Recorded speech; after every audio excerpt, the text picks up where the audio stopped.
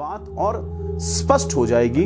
Church में जो जाने वाले लोग हैं उनमें से कौन कौन यीशु मसीह का सच्चा चेला है और कौन जो है यीशु मसीह का नामधारी चेला है, यानी कि नामधारी बच्चे हैं, और इसे कहते हैं बैकस्लाइड होना। मैं पॉल विकी वेद प्रभु यीशु मसीह के नाम से आज के संदेश में आपका स्वागत करता हूं और आज का जो विषय है हमारा वो है बैकस्लाइडिंग।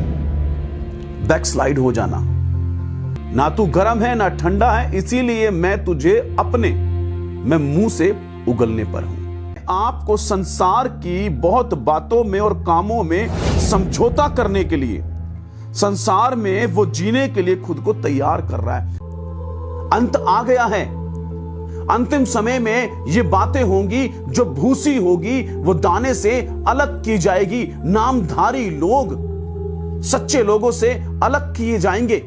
वो अपने आप के वचन, उसके रास्तों से, उसकी बातों से, उसके लोगों से आप दूर तो नहीं हो रहे हैं। आपका दिल ऐसा तो नहीं कर रहा है कि आप परमेश्वर के लोगों से दूर रहें। बैकस्लाइड होने का मतलब यह नहीं है कि हमारे अंदर से उद्धार निकल गया, साल्वेशन निकल गया। बिल्कुल ध्यान से सुने इसको। बैकस्लाइडिंग होने का मतलब यह नहीं है कि हमारे अंदर से उद्धार निकल गया है, साल्वेशन निकल गया है, पर यदि व्यक्ति मन ना फिराए तो यह वही रास्ता है जो उसको वहां तक पहुंचाएगा जहां उद्धार खत्म हो जाता है। बैकस्लाइड होने का मतलब यह नरक का रास्ता है। आप समझिए इस बात को, अपने मन को फिराइए, परमेश्वर के सामने अपने घुटनों को टेकिए, परमेश्वर के सामने अपनी कमजोरियों को बताइए, पाप से लड़िए विश्वास के जरिए, अविश्वास से लड़िए विश्वास के जरिए।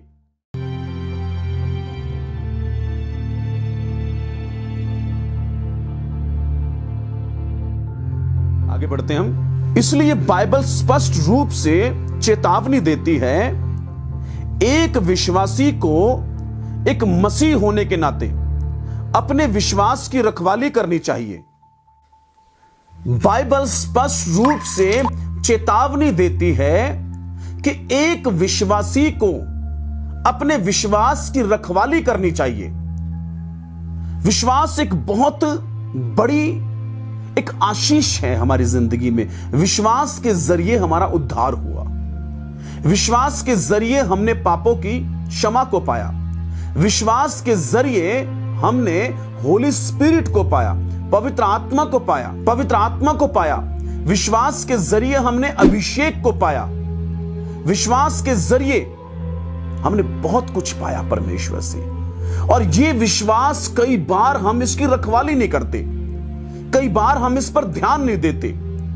विश्वास को बढ़ाने के लिए आपको काम करना होगा।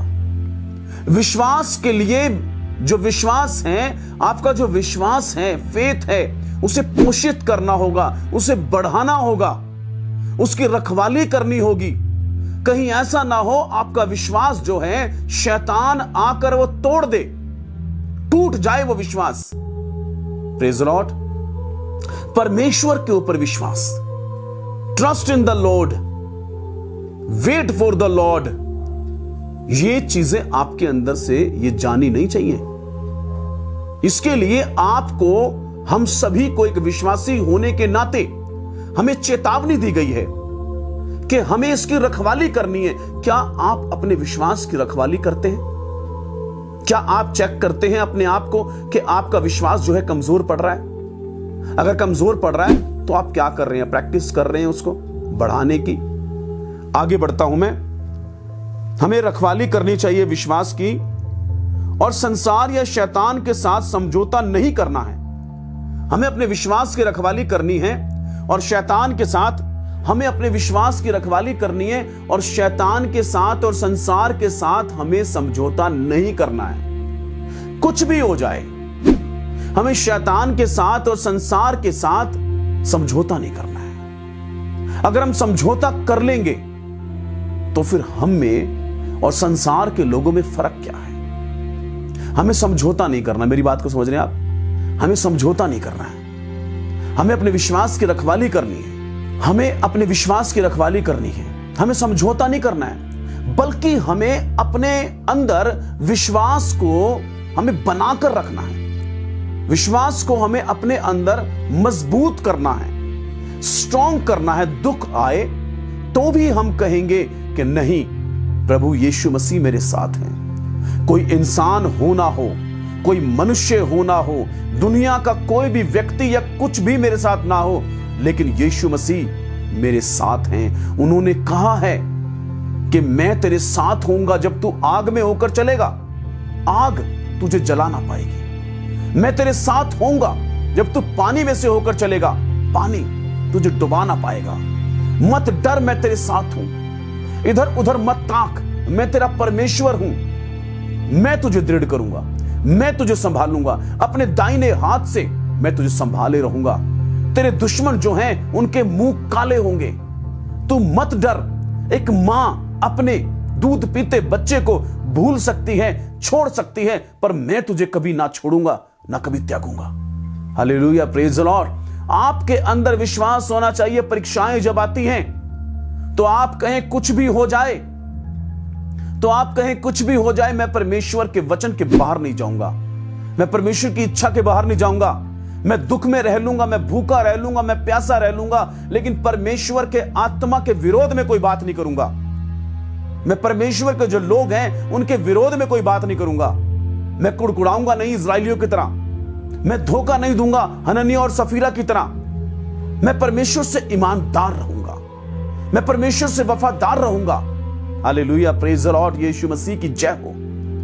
अपने अंदर विश्वास को हम बना के रखें। हम समझौता ना करें संसार के साथ या पाप के साथ या शैतान के साथ, बल्कि हम अपने अंदर विश्वास को बनाए रखें। विश्वास को बनाए रखना जरूरी है कि परमेश्वर हमारे साथ है और हम परमेश्वर के साथ ही रहें।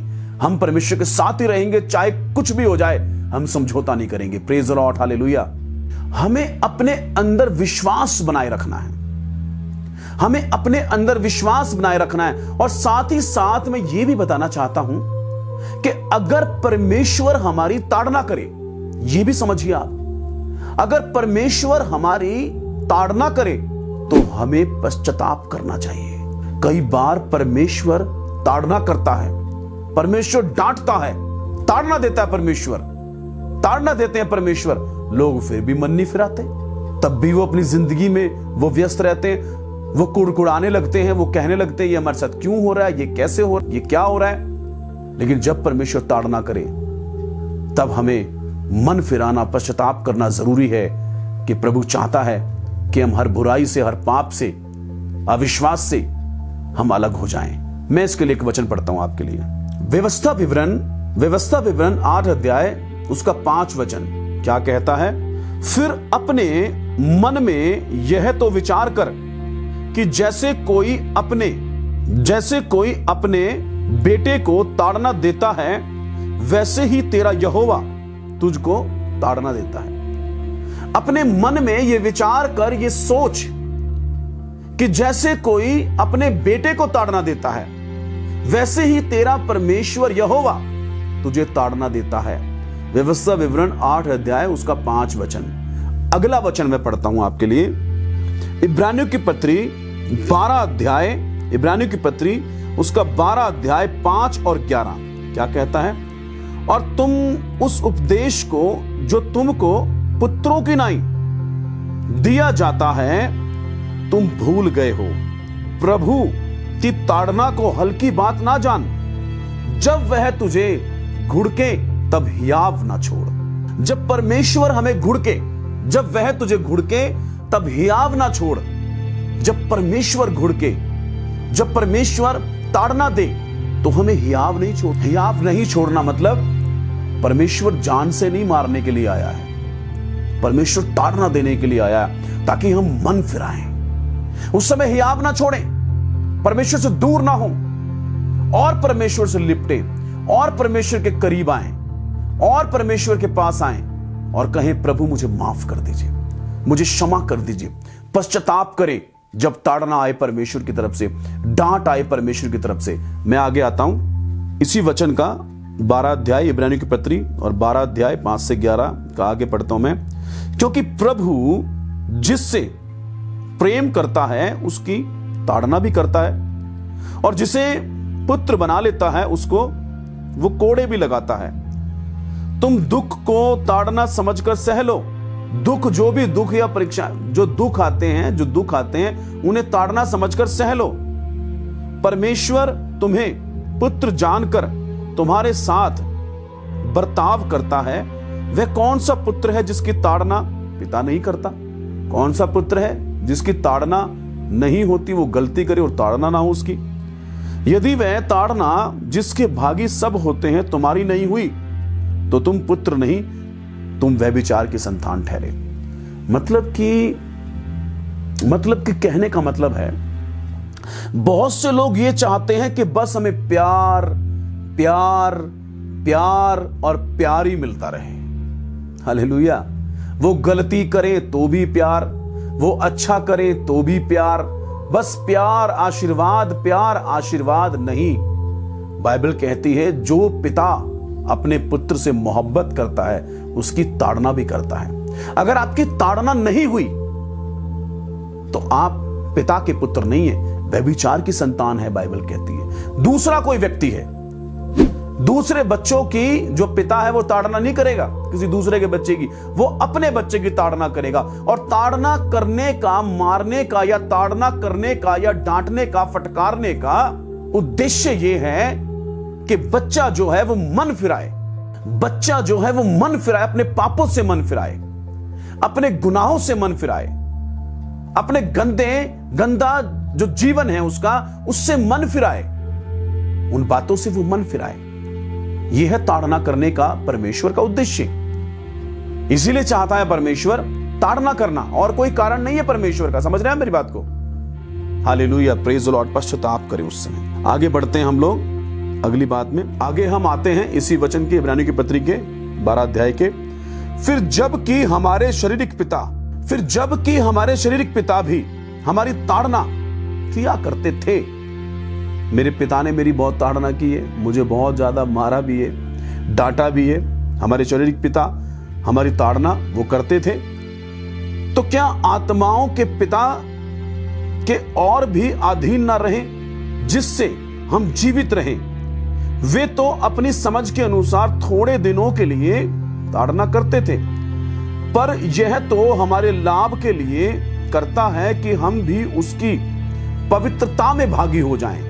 और वर्तमान में हर प्रकार की ताड़ना आनंद की नहीं पर शोक की बात वो दिखाई पड़ती है, तो भी जो उसको सहते सहते पक्के हो गए, पीछे उन्हें चैन के साथ धार्मिकता का प्रतिफल मिलता है। आप समझ रहे मेरी बात? ये ताड़ना जो है, परमेश्वर की ताड़ना जो है, परमेश्वर की डांट जो है, ये दुख समस्या जो भी आती हैं, कई बारी दुख आते हैं जिंदगी में, तो ये समझ लीजिए कोई बात नहीं, ये परीक्षाएं हैं या फिर ये परमेश्वर की ये ताड़नाएं हैं। और लिखा है कि जो ताड़ना सह लेता है, सहते सहते जो पक्के हो जाते हैं, वो धार्मिकता के फलों का प्रतिफल पाते हैं, धार्मिकता का वो प्रतिफल पाते हैं। और परमेश्वर अगर किसी की ताड़ना वो नहीं करता, अगर परमेश्वर किसी की ताड़ना वो नहीं कर रहे हैं, तो उसे हमें डरने की जरूरत है कि क्या हम परमेश्वर की संतान हैं?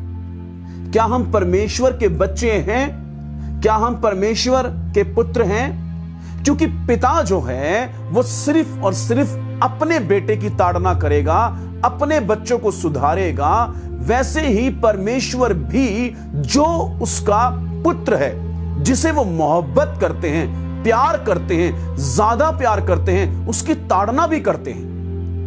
और पुत्र को चाहिए वो ताड़ना को सहे, और ताड़ना जब होती है तो वह अपने मन को फिराए और परमेश्वर के सामने कहे कि प्रभु, मैं अपने पापों से, अपने गुनाहों से मन फिराता हूं, मुझे माफ कर दीजिए। परमेश्वर हमसे प्यार करते हैं, परमेश्वर हमसे मोहब्बत करते हैं, और परमेश्वर चाहते हैं कि हम उनके नियमों को माने। परमेश्वर चाहते हैं कि हम परमेश्वर के जो नियम हैं, जो कानून हैं, उनको माने, बिकॉज ही लव्स अस। वो हमसे प्यार करता है।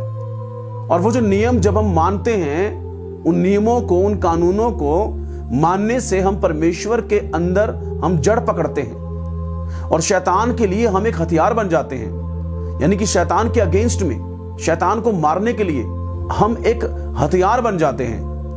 और परमेश्वर हमारे जीवन पर इन्हीं बातों के कारण आशीर्वाद देते हैं। लेकिन आज मैं आपको जो बताना चाहता हूं, ये बताना चाहता हूं कि परमेश्वर चाहते हैं कि हम परमेश्वर के जो नियम हैं, परमेश्वर के जो नियम है, परमेश्वर के जो कानून हैं, हम उन्हें माने, उनके अनुसार चलें। और परमेश्वर बैकस्लाइड लोग जो हैं, जो बैकस्लाइड लोग हैं, उन्हें भी परमेश्वर बचाना चाहते हैं।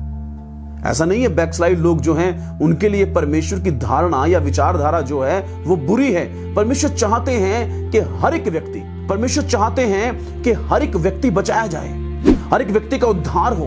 और जो बैकस्लाइड लोग हैं, जो पीछे हो गए हैं, जो भटक गए हैं, उन्हें भी परमेश्वर चाहते हैं कि वो उद्धार पाएं, वो अपने पापों से मन फिराएं, वो अपनी गलतियों को छोड़ें। लेकिन जब व्यक्ति अपने स्वभाव को ही नहीं बदलना चाहता, कुछ लोग ऐसे हैं जब उनको उनकी हम गलतियां बताते हैं तो वो एकदम से कहते हैं, हाँ पास्टर जी, ये गलती मेरे अंदर है, ये पाप मेरे अंदर है, मुझे मन फिराना है, मुझे क्षमा मांगनी है परमेश्वर से, मुझे बदलना है खुद को, मैं प्रार्थना करूंगा, मैं प्रार्थना करूंगी, मैं बदलूंगी अपने आप को।